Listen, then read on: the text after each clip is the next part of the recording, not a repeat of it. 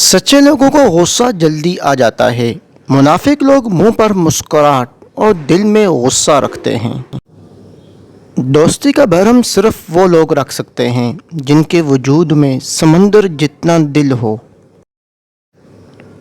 اپنے دوست کے دشمن سے دوستی مت کرو، ایسا کرنے سے تم اپنے دوست کے دشمن بن جاؤ گے۔ وہ ایک انگلی جو مشکل وقت میں آپ کے آنسو پونچھتی ہے ان 10 انگلیوں سے بہتر ہے جو آپ کی کامیابی پر تالیاں بجاتی ہیں۔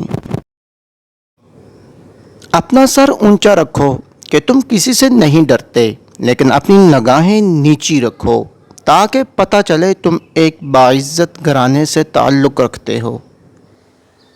غلط نمبر اور غلط نظریے کی اینک میں کوئی فرق نہیں ہے۔ ہر منظر دھندلا، ہر رستہ ٹیڑھا اور ہر چہرہ بگڑا ہوا نظر آتا ہے۔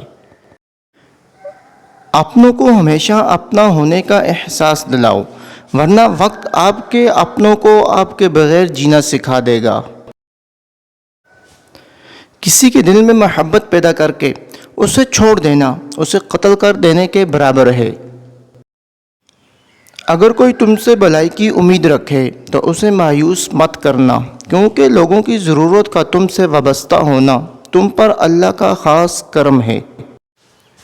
رزق کے پیچھے اپنا ایمان خراب مت کرو، کیونکہ رزق انسان کو ایسے تلاش کرتا ہے جیسے مرنے والے کو موت۔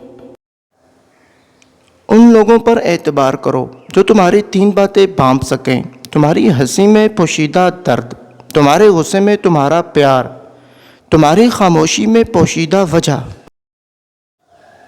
انسان کو اچھی سوچ پر وہ انعام ملتا ہے جو اسے اچھے اعمال پر بھی نہیں ملتا، کیونکہ سوچ میں دکھاوا نہیں ہوتا۔